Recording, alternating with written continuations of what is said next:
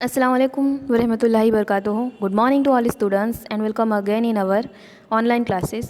आज के इस सोशियोलॉजी के सेशन में हम चैप्टर नंबर 5 में जो 3 टॉपिक है हमारे जो बहुत ही ज़्यादा इम्पॉर्टेंट है, इसमें हमने बहुत सारी चीज़ें देखी जैसे सकाफ़तकारी, बिलसज़ात, ये सब चीज़ें हमने समझी। लेकिन जो 3 इम्पॉर्टेंट कॉन्सेप्ट है वो हमें समझना ज़रूरी है, वो है मगरिबियत, आलमगीरियत और आज़ादकारी।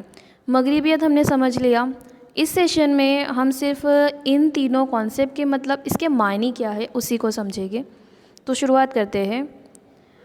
इन तीनों को अगर हम जोड़ के देखा जाए तो एक नाम बनता है एलपीजी। तो इसे एलपीजी के नाम से भी कहा जाता है। जो अलग अलग कंट्रीज़ ने पॉलिसी अपनाई थी वो कहलाती है एलपीजी। एल का मतलब होता है लिबरलाइजेशन, पी का मतलब होता है प्राइवेटाइजेशन और जी का मतलब होता है ग्लोबलाइजेशन। ये 3 पॉलिसी है जो कंट्री ने अपनाई है और आगे जो हम इतना सब चेंजेस देख रहे हैं वो ये एलपीजी की वजह से ही हुआ है। तो आपको इंग्लिश में भी इसके नाम याद रखने हैं, लिबरलाइजेशन, प्राइवेटाइजेशन और ग्लोबलाइजेशन। एलपीजी के नाम से ये मशहूर है। वन बाय हम इसको समझेंगे। गुजराती में भी समझ लेते हैं। पश्चिमीकरण यानी कि मगरिबियत, वैश्विकीकरण यानी कि आलमगीरियत, अगर हम इसे उर्दू में कहें तो इसे आलमगीरियत कहेंगे, और आज़ादकारी को कहेंगे गुजराती में उदारीकरण। तो तीनों के मायने हम नॉर्मल मायने क्या होते हैं उससे समझ लेते हैं। फर्स्ट हम समझते हैं मगरिबियत। मगरिबियत के कॉन्सेप्ट को हमने ऑलरेडी समझ लिया।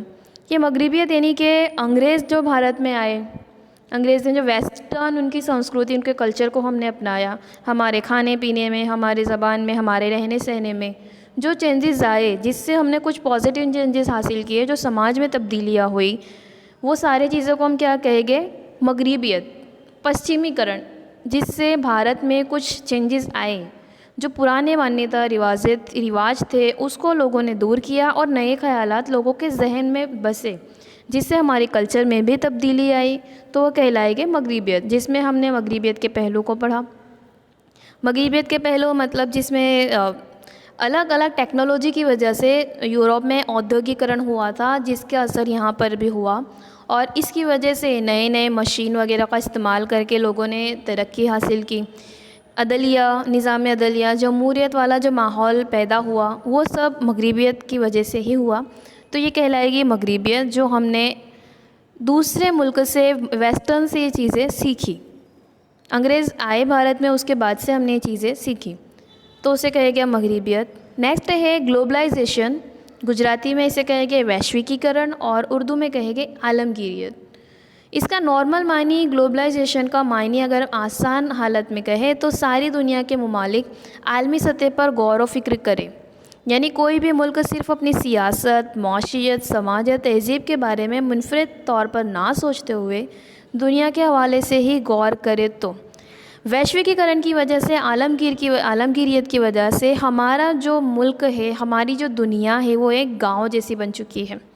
देखिए, इसके नाम के मतलब से हमें पता चलता है ग्लोब मतलब दुनिया। और यहाँ पर आपको जो इमेज नज़र आ रही है, तो यहाँ पर हम देख सकते हैं कोई भी एक कंट्री सिर्फ अपने फ़ायदे के लिए या फिर सिर्फ अपना बिजनेस नहीं कर रही है, ये किसी और कंट्री से भी जुड़ रही है, और उन्हें जिन चीज़ की ज़रूरत है वो एक दूसरे से लेन देन करती है, इकोनॉमिकली एक दूसरे से जुड़ी हुई है।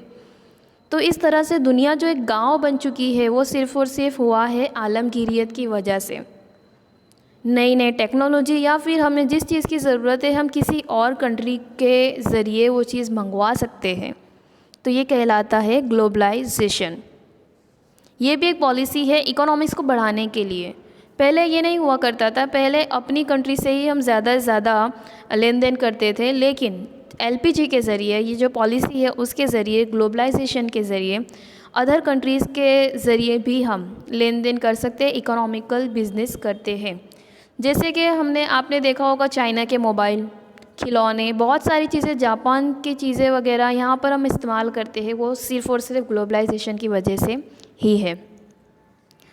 समझेंगे इसको नेक्स्ट सेशन में, लेकिन अभी तो सिर्फ आपको कॉन्सेप्ट समझना है कि तीनों के बीच में फ़र्क क्या है। ओके, नेक्स्ट है आज़ादकारी, लिबरलाइजेशन, उदारीकरण जिसको बोलेंगे। अगर एक्चुअली में देखा जाए तो प्राइवेटाइजेशन का ही एक अलग भाग है लिबरलाइजेशन। इसको हम समझते हैं कि लिबरलाइजेशन, आज़ादकारी यानी क्या। लिबरलाइजेशन का हम नॉर्मल मतलब समझे तो लिबरल मतलब में सरकार की तरफ से कुछ कम रूल्स और रेगुलेशन उसके ऊपर कानून लागू होते हैं। लिबरल नॉर्मल वे में वो अपनी पॉलिसी को अपना बिजनेस कर सकती है, उसे हम कहेंगे आज़ादकारी। मुल्क की इक्तिसादी हालत में नई रूह फूंकने के लिए इक्तिसादी पॉलिसी ज़ाहिर की गई, जिसमें गैर मुल्की व्यापार के पस मंज़र में तकरीबन आज़ाद कही जा सके ऐसी पॉलिसी की हौसला अफजाई की गई। और तवील अरसी दरामद और बरामद की पॉलिसी के तहत दरामदी टैक्स का तनासुब जैसी पाबंदियाँ कम की गई, जिसे लिबरलाइजेशन कहेंगे। मतलब जो सरकारी संस्था के अधीन हो, सरकार उसके ऊपर ज़िम्मेदार हो उसके बिज़नेस के लिए, लेकिन रूल्स और रेगुलेशन थोड़े कम हो, वो अपनी आज़ादी के हिसाब से अपनी पॉलिसी अपने बिज़नेस का लेन देन कर सके, तो वो कहलाती है आज़ादकारी। ठीक है, तो ये कुछ फ़र्क है तीनों में, हम इनको डीप में भी समझेंगे अलग सेशन में। इसी का जो एक भाग है प्राइवेटाइजेशन, उसको भी समझ लेते हैं कि कई जो संस्था थी वो सरकार की तरह से सरकार के ज़रिए चलाई जाती थी। बहुत सारे संस्थाएं, ट्रस्ट जो भी इकोनॉमिक्स बिजनेस के लेन देन थे वो, लेकिन धीरे धीरे सरकार के अलावा जो संस्थाओं ने प्राइवेट तौर पर अपनी खुद की संस्था शुरुआत की, तो इस तरह से प्राइवेटाइजेशन की शुरुआत हुई, जिसे वो सरकार के देख रेख किए बगैर, सरकार के अधीन ना हो और वो अपने निजी तौर पर अपना काम कर सके, तो वो कहलाता है प्राइवेटाइजेशन, निजीकारी। उसी का एक भाग हम देख सकते हैं लिबरलाइजेशन। लिबरलाइजेशन में सरकार की तरफ से थोड़ा उनको सहूलत दी जाती है, थोड़ा उनके ऊपर जो कानून वगैरह का प्रेशर वो थोड़ा कम होता है, लिबरल होता है, वो अपनी मर्ज़ी के मुताबिक काम कर सकते हैं, उसे हम कहेंगे लिबरलाइजेशन। तो इस तरह से तीन चीज़ें हैं जिसको कॉन्सेप्ट आपको समझना है, तीनों में डिफरेंस उसका गुजराती आप समझिए। ठीक है, और साथ ही साथ वीडियो को लाइक, शेयर और कमेंट करना बिल्कुल ना भूलें। ठीक है, थैंक यू।